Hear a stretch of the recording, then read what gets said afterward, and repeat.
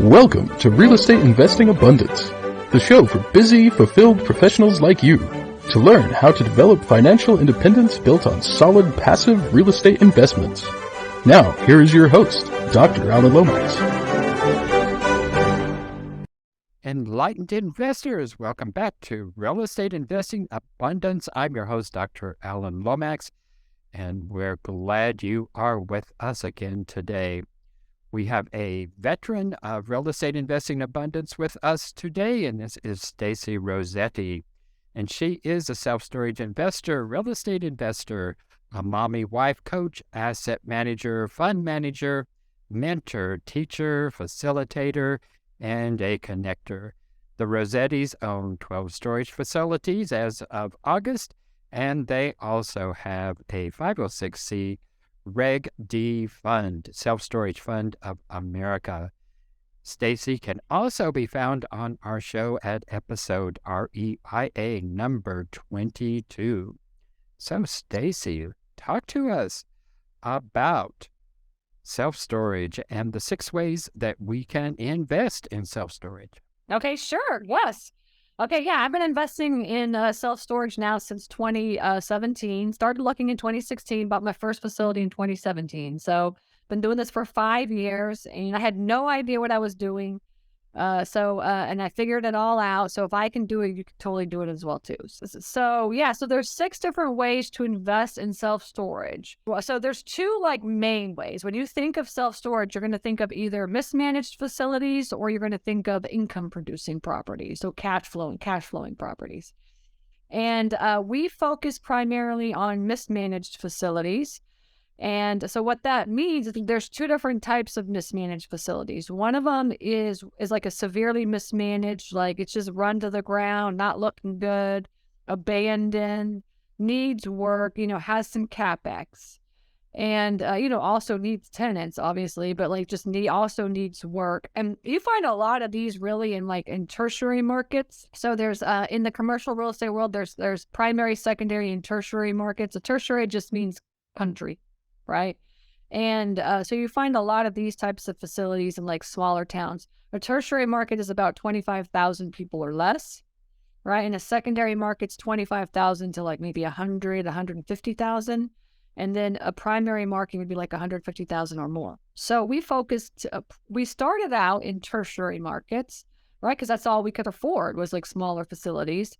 And so we really just got really good at mismanaged facilities, purchasing them and then stabilizing them. And when I say stabilize, I mean, not only do you need to get good tenants in, but you also need to, clean it up, So for instance, we just bought a facility in Macon, Georgia. If anybody knows where Macon is, because we're located in Georgia. Macon is kind of like a rental town. It's like a rental town. It's 200,000 people, but it's like a rental industrial kind of city. And so we picked up the ugliest storage facility in the city, and it was 171 units on 6 acres, but we picked it up for $375,000. And it's really worth over $2 million, this facility. But the owner just ran it to the ground. It's severely mismanaged. There's doors busted in, latches broken, and the paint job is horrible. It needs to be repainted. I mean, just new gravel, all this kind of stuff needs. So it's really the ugliest storage facility in town. And so that's kind of what we do is we focus on those types. Another type of mismanaged facility is where it's an income producing property, but it's not producing what it should be producing. So for instance, we bought another facility in August in Blairsville, Georgia, and it was producing 100. He told us $120,000 a year, and he actually produced tax returns that showed $120,000. So we picked up that facility for $1 million, but he had not raised rents in 15 years. Okay, so that's what we consider mismanaged facilities as well too. He should have been making anywhere from $20,000 to $25,000 a year. $20,000 to $25,000 a month, but instead he was only making $8,000 to $9,000 a month. So all we have to do is just get in there and raise the rents. The facility itself really wasn't that bad, and it needed gate. There was no gates on it. It was fenced in, but there was no gate. And that's because he got up every single day. He went to work. And that was his place of business, where he went to. So that's the two types of mismanaged facilities out there. You can raise the rents and you can make money that way, or it's just needs a lot of work, really a lot of work. We buy both of those is what we do. And then you have cash flowing properties, so income producing properties. And they're they're making what they should be making. And really, somebody that's interested in this type of a facility is somebody that wants cash flow with a little bit of appreciation on the back end. Whereas a mismanaged facility, you're not going to be coming out of pocket every single month until you get it up and running. And then you have the appreciation on the back end is what it is. And so there's nothing wrong with either type. It's just kind of like, what's your risk level? And, we're kind of like, we're on the riskier side. So we'll come out of pocket every single month if we have to. And then, because we know that we'll triple the value of that property when we sell the property. Whereas a cash flowing property is for somebody that's like, look, I just want to quit my day job. That's what I want to do. Like, I don't want to be doing this anymore. So I need to buy a storage facility to make some cash flow. And so then you start looking for income producing properties. And those are going to be really secondary and primary market. Now, primary market is obviously like super expensive. So if you can't come up with millions and millions of dollars, then you really want to look at like secondary markets or tertiary markets. Remember, those are like 25,000 to like 75,000 towns, okay, populations. And so income producing properties are really, really, and actually most of the properties out there are income producing properties, and you'll come across those more often than not. And then the mismanaged facilities are really kind of the harder ones to find, right? So those are the ones where it's like a numbers game. The more offers that you put out, the more of a chance you'll be able to find something like that, right? And so those are the two main types of properties that everybody, if you think of storage, that's what you think of, is mismanaged and like income producing.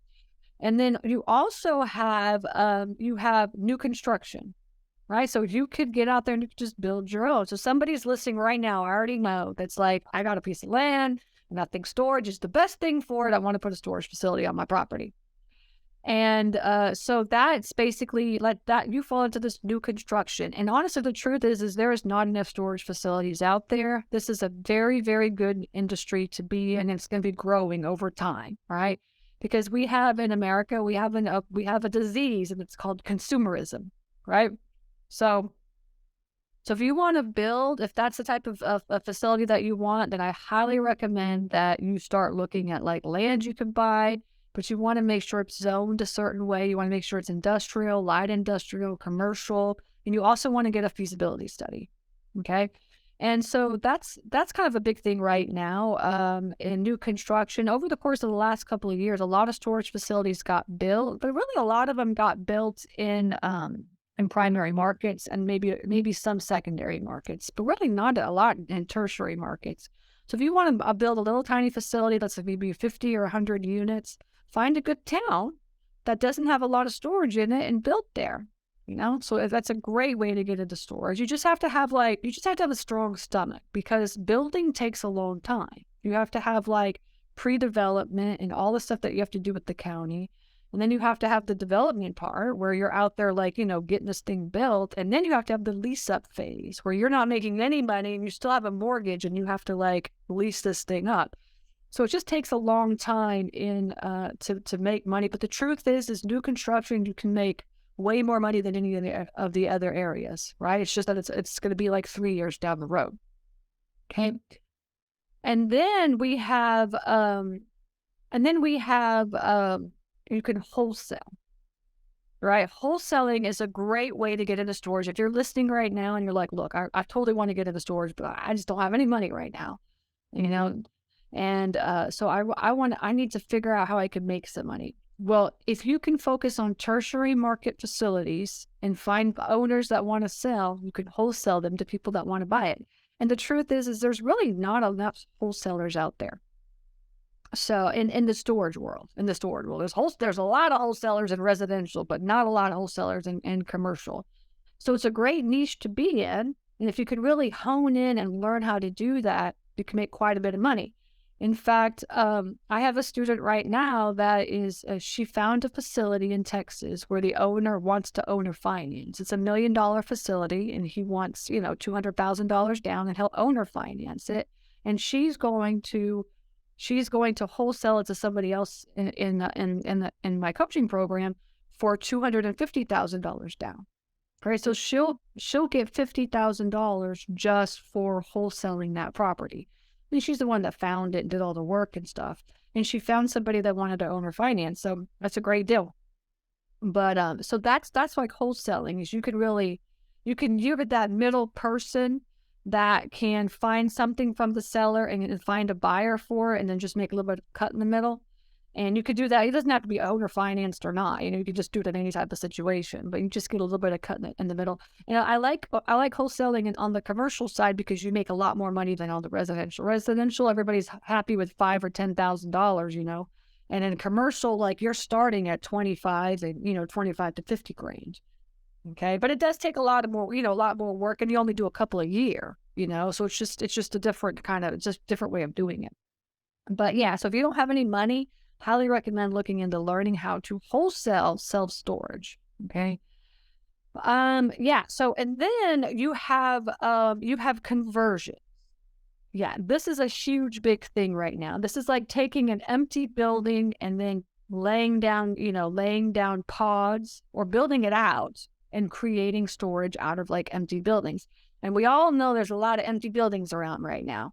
Now, you don't really want to do this in primary market because, first of all, it's more expensive. And second of all, it's oversaturated. But in a secondary market, this would be a great, if you're okay with coming up with some money to buy this building, and then you have money to build it out, conversions are a great way to be in the storage niche. And there you'll see more and more of these over the course of the next couple of years because, there's so many, empty, cheap, empty buildings right now.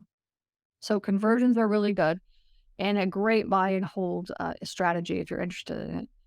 And then finally, we have I think the best way to make money in self-storage, which is lending, right? Just lending your money. So that means you don't do any work at all. And essentially you just make money and you get to see how the whole thing works. By just lending your money out. So if you could become a passive investor in the storage world, and you could do that by being a private lender. You could do that by partnering with somebody else and letting them do the work, and you be the money person, or you can put money into a fund like one of the ones that I have. But passive investing through self-storage is going to be a great way to make money in the next couple of years. The returns are very, very good. And so hopefully you can, if you have money and you don't have a lot of time to do stuff, you're like, I really want to get into stores, but I just don't have enough time to do it, then you should really look into like just being a passive investor and lending to somebody that can do the work for you. That's the 6 ways. That's the 6 ways. Okay. Well, on your fund, is that opened only to accredited investors? Yes. Well, actually, we have several funds right now that I'm co-sponsoring. So I have my own fund, which is the Self-Storage Fund of America. And that is for accredited investors only. But if you're a non-accredited investor and you want to get into this, I highly recommend that you follow me, because what I do is I co-sponsor other funds as well, too, which are for accredited, non-accredited, and sophisticated investors. So I would just follow me because we do have lots of other funds, but my fund is for accredited investors. Yes, I want to be able to go out into the world and talk about my fund. So I have as a 506c. But if you follow me, every once in a while we'll have funds that are 506bs that you can get into. Well, Stacy, tell our audience how it is that they can get in touch with you to follow you, and not only to follow you, but what are the other things that you have to offer investors? So I'm like all storage is basically what I am. So once I got into storage, I got rid of everything else that I did because it's just so much easier to invest in storage. So if you're interested in investing in self-storage, all you have to do is go to stacyrossetti.com. That's my website. And from my website, you'll be able to check out my coaching program, which is called Storage Nerds.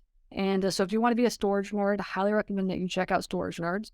And you can also go to storagenerds.com if you want to do that. And then I teach actually every Monday night, I teach for free.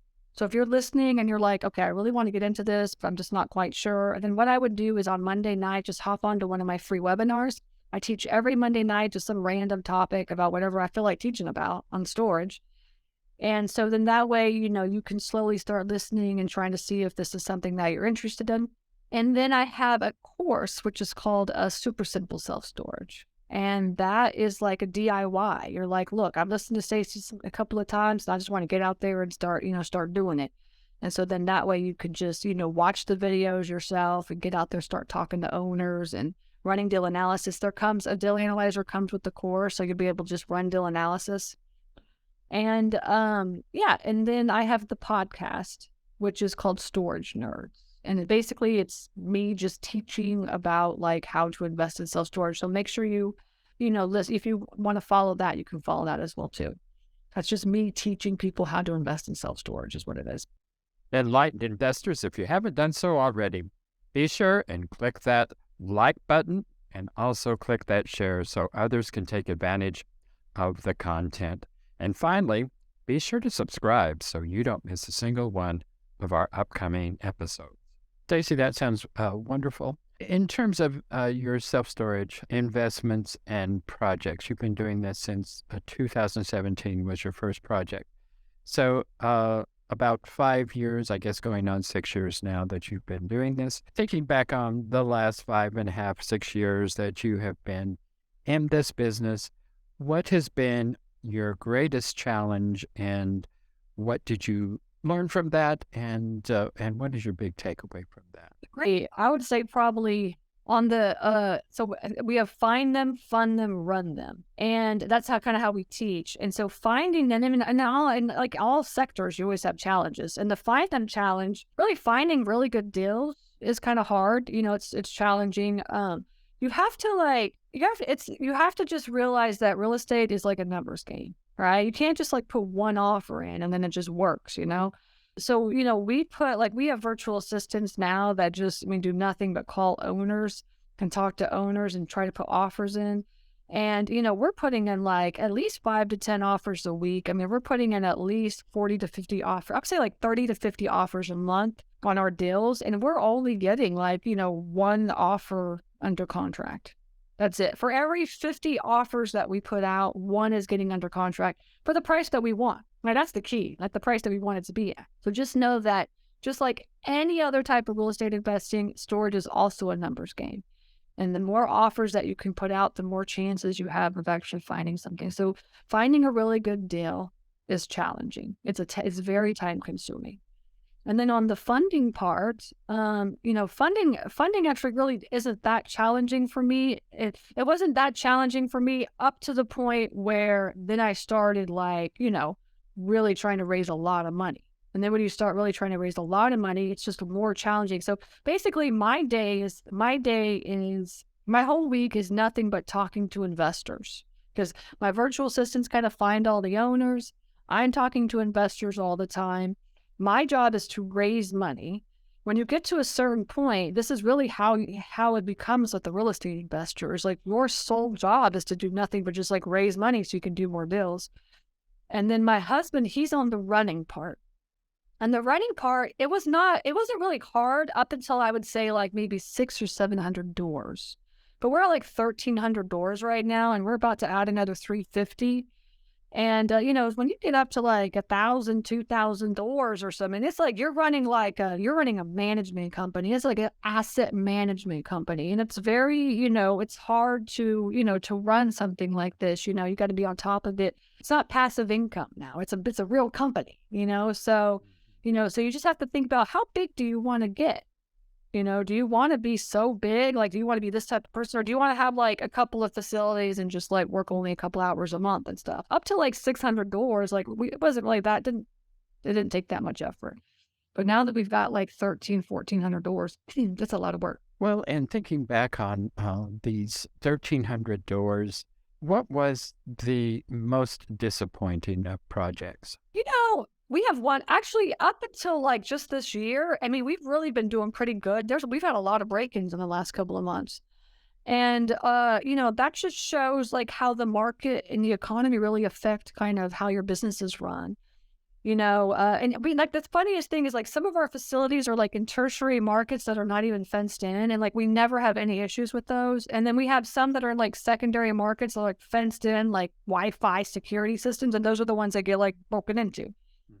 So we're upping our game on like security now. I mean, we're really like we're putting in like high system cameras and like making sure gating systems and stuff. So that's kind of where we're at in the owning part, is that probably over the course of the next year to 2 years, I would say security is going to be the hardest part. And so is to really stay up on that and make sure that our facilities are secure, because we are getting a lot of break-ins in the last couple of months. That's something that you have to deal with in like, especially in secondary and tertiary markets. People think that like, secondary and primary markets. People think tertiary markets are the hardest ones to manage. But the truth is that the tenants in the tertiary market, they stay forever. They never leave. And like, you don't even really have to have any security at all. It's like the weirdest thing, but a lot of people have this mindset that like, oh, it's not fenced in and it's like there's no lighting or anything, so it's dangerous. But we never have any issues with those. Yeah, I mean, that's just true of crime, I guess, really. In any aspect of crime, the more dense the population, the more issues you're going to have with crime. And certainly self-storage is not immune to that. Yeah. And with other self-storage operators that I've talked to, that has been one of their concerns, and it does seem to be a growing concern. And with that, I'm wondering, I mean, most self-storage facilities have pretty flimsy doors on them with a padlock on them. I wonder, is that going to change in the future, where self-storage facilities are just going to have to be more substantial in terms of construction? What are your thoughts on that? I would say primary market, that's why you see like 3-level like buildings and stuff like this. I mean, primary market, everything's like super bulky and, but when you're out in the country and you only have, you can't, you only have so much money or space and stuff. It's like, you can only do so much. You have to make sure that you're making money as well too. It's quite expensive to put security in, and especially like in like, because a lot of people ask, like, oh, what about, these, like, where you could manage everything from your phones and stuff, or whatever, your doors from your phones. I mean, it's very, very expensive to do that. So, like, I would say if you want to have, like, super secured storage, then you need to make sure you add a lot of CapEx to your purchase so that you can afford to put that in. And if the numbers don't work, then you can't do it until you have the money to do it, right? Yeah. Well, and yeah, I mean, in the less populated areas, like you say, there just probably isn't really that particular need there. Well, Stacy, in just the last few minutes here, what is, for a beginning investor, or not necessarily a beginning investor, someone who is new to self-storage, what is your one biggest piece of advice? Just know that, it's a numbers game. That's kind of my thing, is that it's the hardest part about investing in real estate is finding the property that fits your numbers. Don't veer off, and don't veer off from what what you feel comfortable with. You're not desperate. You want to find the perfect deal that you kind of like, in your heart it's going to be a good deal, because we stick to all of our virtual assistants. We run numbers at like a 7 cap, and we also run numbers at like 25% down and 8% interest right now. If it does not work for those numbers, then we're not going to talk to you. Like, we're not going to sit there and say, oh, well, I could just do this and squeeze this and stuff. It's just not worth it for us. And then what we'll do is we'll follow up with those types of leads that are just too tight, almost there, but too tight. We'll follow up in like 90 days and just see where they're at. But yeah, no, we stick to our numbers. For secondary markets, we're at 7 caps, and tertiary markets, we're at 8 caps, and that's it. That's how it is. We don't change our number. So I would do the same thing, as I've just like, find the number that fits for you. What do you feel comfortable with? And then talk to as many owners as you possibly can and stick to your guns on those numbers. 2022 has been a year of volatility. A lot of reasons for that. One reason, of course, is the interest rates and the increase in those, which the chairman of the Fed has said that he's planning to increase that for at least 2 more quarters. So where do you see, is that going to open up purchasing opportunities, or is that going to be a damper on the self-storage purchasing? What it does, what I've noticed is it opens up owners that want offers. Like we now have more owners that want offers. Now the one thing I've seen is a lot of owners haven't come to fruition that the price that we're giving them is like a reasonable price, right? They haven't gotten quite there yet. But there's so many storage facilities for sale right now on like Crexi and LoopNet. Now, I don't ever go to Crexi and LoopNet to buy my stuff. I go directly to the owners. Just do that if you want. But I just feel like the prices are like way too high on them.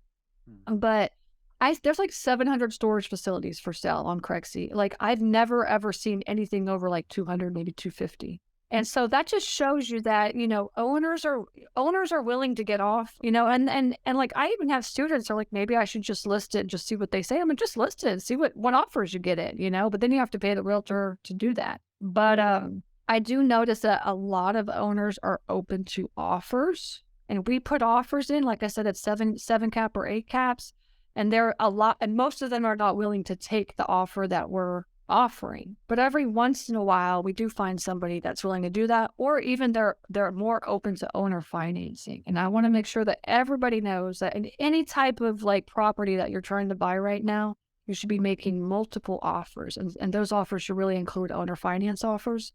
This is what I teach my students as well, is we are getting so many storage facility owners that are open to owner financing right now. So make sure you keep that in mind. But yeah, I think it's take a little bit longer. I would say by the time the Fed stops raising the interest rates and just stable, and they're going to just keep that. Whatever they end up, they're going to keep it, right, for 6 months or a year. That'll be the time when the owner's like, okay, I really do need to sell, so I need to come up with something for this. Right now they're just kind of like seeing how everything's going. That's what they're doing. Still dreaming of those 4 and 5 cap rates. Yeah. Actually, we're seeing more like 6 caps, but 6 cap to me is also too low. I don't know, is that too low or too high, but that's just not my number. Right. Well, Stacy, it's been wonderful having you back with us again. Thank you so much for being with us today. Yes, thank you very much. I appreciate it. Enlightened investors, just one more thing before you go. You know the drill. Like, share, and subscribe. But also, we need your help to build our audience. So please go to your favorite podcast app and give us a rating and a review. We'll be greatly appreciative. Until next time, prosper and live abundantly. Thank you for tuning in to Real Estate Investing Abundance, brought to you by Steve Talker Capital, a company working for passionate professionals like you to develop financial independence built on solid passive real estate investments. As part of our efforts to make the world a better place, Steve Talker Capital contributes to activities and organizations committed to better understand the equine. These endeavors attempt to enhance the human treatment of horses worldwide. Steve Talker Capital, working for a world where all creatures, great and small, flourish abundantly. For resources to develop your financial independence, connect with us at stevetalker.com.